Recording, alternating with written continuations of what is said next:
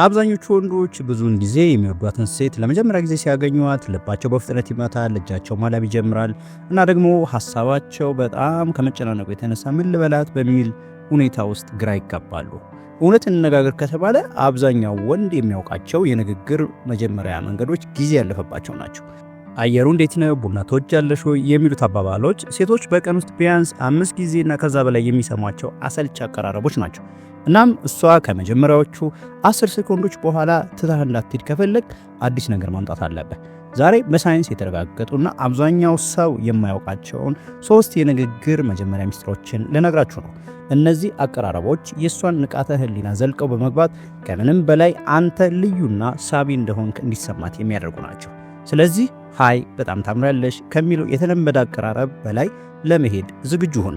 መማር የምንጀምረው ከኢትዮጵያውያን እይታ አንጻር በጣም ውጤታማ ከሆኑት ግምት በመውሰድ የማናገር ዘዴ ከሚለው ሚስጥር ነው። እስከ መጨረሻው ድረስ ተከታተሉኝ፣ ምክንያቱም ቁጥር 3 የመጨረሻውና በጣም አደገኛው መሳሪያ ነው። ወንዶች እዚህ ጋር ትንሽ ስለ ስነ ልቦና ልንገራችሁ። ሰዎች በተለይም ሴቶች ሁል ጊዜም ስለ ራሳቸው ማሰብ ይወዳሉ። ስለ ማንነታቸው፣ ስለ ስሜታቸውና ሌሎች እንዴት እንደሚያዩዋቸው ማውራት ይወዳሉ። ግምት በመውሰድ የመክፈቻ ዘዴ የሚባለው አንተ ስለሷ አንድ ግምት ወስደህ ንግግሩን የምትጀምርበት ዘዴ ነው። ይህ ለምን ይሰራል ካልክ፣ ምክንያቱም በማወቅ ጉጉት መርህ ላይ የተመሰረተ ስለሆነ ነው። ግምትህ ስህተትም እንኳን ቢሆን እንዴት አወቅከው ወይም ደግሞ ምን አስበህ ነው እንዲህ ያልከው ብላ እንድትጠይቅ ታስገድዳታለህ። ይህ ማለት ከዜሮ ወደ ሙሉ ንግግር በቅጽበት መግባት ማለት ነው። ለምሳሌ የተለመደው አቀራረብ ጂም ውስጥ ወይም ደግሞ ካፌ ውስጥ አንዲትን ሴት ስታገኛት የዚህ ሰፈር ሰው አትመስኝም ብለህ ትጀምራለህ። ይሄ ጥሩ ነው። ነገር ግን ያልተለመደው ሚስጥርና በኢትዮጵያዊ የባህል አውድ ውስጥ በጣም ውጤታማው እሷ በያዘችው ነገር ላይ ተመስርቶ የእሷን የውስጥ ባህሪ የሚገልጽ ግምት መስጠት ነው። አንዲት ሴት ዘመናዊ የጥበብ ሥራ የሚመስል ማስታወሻ ደብተር ይዛ ከሆነ የዘመኑን ገበያ ተከትላ የገዛችውን ቦርሳ ወይም ደግሞ ልብስ ተወውና በቀጥታ ወደ የግል ፍላጎቷ ገባ። እንዲህ ልትላት ትችላለህ፣ ይቅርታ ይህንን ሳላይ ማለፍ አልቻልኩም፣ የያዝሽው ማስታወሻ ደብተር አየሁት፣ እርግጠኛ ነኝ የሥራ ሰው እንደሆንሽ፣ ግን የውስጥ ገጾቹ ላይ የምታስቀምጪው ነገር ምናልባት ከስራሽ ውጭ የሆነ የፈጠራ ፍላጎትና እንደ ግጥም ወይም ደግሞ አጫጭር ታሪኮች ያለ ነገር ሊሆን እንደሚችል ነው የገመትኩት። ልክ ነኝ? ይህ ንግግርህ ለምን ይሰራል ካልክ፣ የመጀመሪያው የተዛባ ግምት ነው። በገበያ ላይ ስለሚያተኩር የለበስሽው ልብስ ያምራል ከሚለው ይልቅ ጥልቀት ያለው ስብዕናዋ ላይ ትኩረት አደረግ። ሁለተኛው የማረጋገጫ ፍለጋ ነው። በስነ ልቦና ጥናት መሰረት ሰዎች ትክክል እንደሆኑ ማረጋገጥ ይወዳሉ።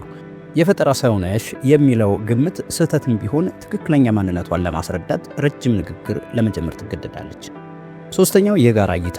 እሷ እንደምትወደው የሚገምት ወንድ በጣም ጥንቃቄና ትኩረት ያለው ይመስላታል። ይህ ደግሞ በሴቶች ዘንድ ትልቅ መስህብ ይፈጥራል።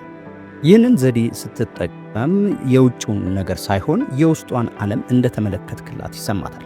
ተመልከት፣ አንተ የመረጥከው ንግግር ከሌሎች 99 በመቶ ወንዶች ፈጽሞ የተለየ ነው። ወደ ሁለተኛው ሚስጥር ስንሄድ ስለ የመጀመሪያ እይታ ፍርሃት ማውራት አለብን። አንዲት ሴት ስትቀርባት በእሷ ውስጥ የሚፈጠረው የአደጋ መጠን አለ። እየለከፈኝ ነው ወይስ እርዳታ ይፈልጋል የሚል ጥያቄ በጭንቅላቷ ውስጥ አለ። ስጋት የማይፈጥር ዘዴ በትክክል የሚሰራው ይህንን የአደጋ መጠን ወደ ዜሮ ስለሚቀይር ነው። ብዙ ወንዶች መታጠቢያ ቤቱ የት ነው ብለው ከጠየቁ በኋላ ወዲያውኑ ስምሽ ማን ነው ወይም ደግሞ እንተዋወቅ ወደሚለው ይዘላሉ። ይህ ስህተት ነው። ይህ አቀራረብ የእሷን የነርቭ ስርዓት ማረጋጋት አለበት። እናም በማንኛውም አካባቢ ሁልጊዜ የሚታየውን የጋራ ሁኔታ ለዚህ ዘዴ መጠቀም ነው። ይህ የሚያሳየው አካባቢህን ትኩረት እንደምትሰጥና ተፈጥሯዊ መሆኑን ነው። ለምሳሌ ጫጫታ ባለበት ፓርቲ ላይ እዚህ ውስጥ በጣም ይጮሃል ማለት ጥሩ ነው። ነገር ግን ሌላ ያልተለመደ ሚስጥር መናገር ትችላለህ። ከሷ ጋር በጋራ በሚያጋጥመው በስሜትና በትንሽ ቀልድ በሚታጀብ የዕለት ተዕለት ውጥረት ዙሪያ ንግግርን መጀመር።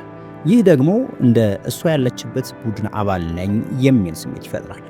በታክሲ ሰልፍ ላይ፣ በጋራ መኖሪያ ቤቶች ሊፍት ውስጥ ወይም ደግሞ በትራፊክ መጨናነቅ ወቅት የምትጠቀመው ነገር፣ ለምሳሌ በትራፊክ መጨናነቅ መሃል እሷም ስልኳን ስትመለከት ይቅርታ ይሄንን ሳልጠይቅሽ ማለፍ አልቻልኩም፣ ይህ የሰዓት አቆጣጠር ችግር በህይወቴ ውስጥ ካሉ ሚስጥራዊ ነገሮች አንዱ ነው፣ ሁልጊዜ የምንቸኩልበት ቀን ነው ትራፊክ የሚበዛው፣ እና አሁን ደግሞ ስልኩን ስትመለከቺ ያን ያህል የምትቸኩይበት ቦታ እንዳለሽ ነው የገመትኩት። ለመሆኑ ስንት ሰዓት ዘግይቻለሁ ብለሽ ታስቢያለሽ? ትላታለህ። ይሄ ለምን ይሰራል ካልክ፣ አንደኛው የጋራ ጠላት ነው። የስነ ልቦና ባለሙያዎች እንደሚሉት ሰዎች የጋራ ጠላት ለምሳሌ ትራፊክ መጨናነቅ፣ ረጅም ወረፋ ሲያጋጥማቸው የቅርበት ስሜት ይሰማቸዋል። በዚህ ምክንያት ከእሷ ጋር በባልደረባነት ትጀምራለህ እንጂ እንደ እንግዳ አትቆጠርም። ሁለተኛው የስሜት መነካካት ነው። ችኮላና መዘግየት በሁላችንም ውስጥ ያለ የዕለት ተዕለት ውጥረት ነው። በዛ ላይ አተኮርክ ማለት ነው። ሶስተኛው የመቀየሪያ ነጥብ ነው። አንዴ ሳቅ ወይም ደግሞ አጭር መልስ ካገኘ በኋላ ወደ ስም መቀየር ትሄዳለህ። ለምሳሌ እሷ አዎ ቢያንስ በ30 ደቂቃ ዘግይቻለሁ ካለች፣ አንተም ዋው እኔም እንደዛው። በነገራችን ላይ እስካሁን በዚሁ የትራፊክ ፍጥጫ ውስጥ በሰላም ለመውጣት እንደተረዳዳን የጋራ ተስቃይ ልተዋወቅሽ፣ ስሜ እከሌ ይባላል ትላታለህ። ይህ አቀራረብ በቃ ዝም ብዬ ነው የጠየቅኳት የሚል ስሜት ስለሚፈጥር ፍላጎት ጠንካራ ሳይሆን ተፈጥሯዊ ይመስላል። እሺ አሁን ወደ መጨረሻውና አደገኛው ዘዴ ደርሰናል። ብዙ ወንዶች ቀጥተኛ መሆንን ይፈራሉ፣ ምክንያቱም እምቢታን ስለሚፈሩ ነው። ነገር ግን በስነ ልቦና ጥናት መሰረት ሴቶች ከሁለት ነገሮች መካከል አንዱን የሚመርጡ ወንዶችን ያደንቃሉ። ጥንቃቄና ትኩረት ያለው ወንድ ወይም ደግሞ በራስ መተማመንና ግልጽነት ያለው ወንድ። ቀጥተኛው መንገድ የሚባለው አጋጣሚ እንደሆነ አውቃለሁ፣ ግን በጣም ደስ ስላሽኝ ልተዋወቅሽ ፈልጌ ነው የሚል አይነት አቀራረብ ነው። የተለመደው ቀጥተኛ አቀራረብ የሚጎድለው ነገር ማህበራዊ ማጽደቅ ወይም ሶሻል ፕሩፍ ነው።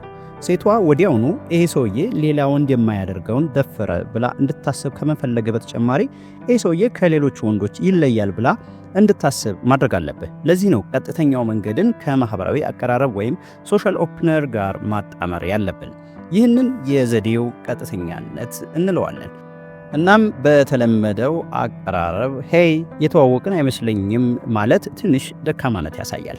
ያልተለመደው ሚስጥር ልንገርህ፣ ይሄ ግልጽነትን ከማህበራዊ ብስለት ጋር ማገናኘት ነው። በአጋጣሚ ለምሳሌ በፓርቲ፣ በሰርግ ወይም ደግሞ በካፌ ውስጥ በብዙ ሰዎች መሃል የምትጠቀመው ንግግር ትንሽ ፈገግና ቆም በማለት ይቅርታ አሁን ልጥሰው የሚችል ምርጥ የማህበራዊ ህግ ምንድን ነው ብዬ እያሰብኩ ነበር። የተዋወቅን አይመስለኝም። እውነት ለመናገር ግን ማህበራዊውን ህግ ሳልጥስ ማለፍ አልቻልኩም። እኔ ስሜ እከሌ ይባላል። አንቺን ለማወቅ ሳልሞክር ዛሬ ማታን ብጨርስ ራሴን ይቆጨኛል። ስለዚህ ይህ ዕድል አመልጦኝ መሄድ አልፈልግም ትላታለህ። ይህ ለምን ይሰራል ካልክ፣ አንደኛው ሜታ ግንኙነት ይባላል። አንተ በራስህ ስሜት ላይ ትኩረት አድርገህ እያወራህ ነው። ማህበራዊ ህግን መጣስ ወይም ማጥፋት የሚለው ሐረግ አስቂኝና በራስ መተማመን ያለው ነው። ሁለተኛው የአደጋ ፍሬም ነው። እሷን ለማወቅ አደጋ ለመውሰድ ፈቃደኛ እንደሆንክ አሳያት። ይህ በሳይንስ የተረጋገጠ ከፍተኛ የወንድነት መስህብ ነው። ሴቶች ድፍረትን ያደንቃሉ። ሶስተኛው የማህበራዊ አቀራረብ ጥልቀት ነው። የተዋወቅን አይመስለኝም ከሚለው በኋላ ለምን እንደቀረብካት ግልጽ የሆነ ምክንያት ስትሰጥ ቅንነትህ ከፍ ይላል። ይህ አቀራረብ በአንድ ጊዜ በራስ መተማመንና ጥንቃቄ የተሞላበት ፍላጎት አሳይቷል። በሴቷ ልብ ውስጥ ያለ ዋጋ ወዲያውኑ ወደ ላይ ከፍ ይላል። እሺ ወንዶች፣ አሁን ሶስቱን ዘዴዎች አይተናል። ከሁሉም በላይ ደግሞ እሷ የምትወደውን ሚስጥራዊ ንግግር መጀመሪያ መንገዶችን አይተናል።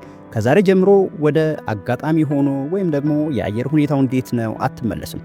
የመረጥነው እያንዳንዱ ዘዴ ስለ ድብቁ የአእምሮዋ ክፍል፣ ስለ የማወቅ ጉጉትና ስለ የስሜት መነካካት ስነ ልቦና ላይ የተመሰረተ ነው።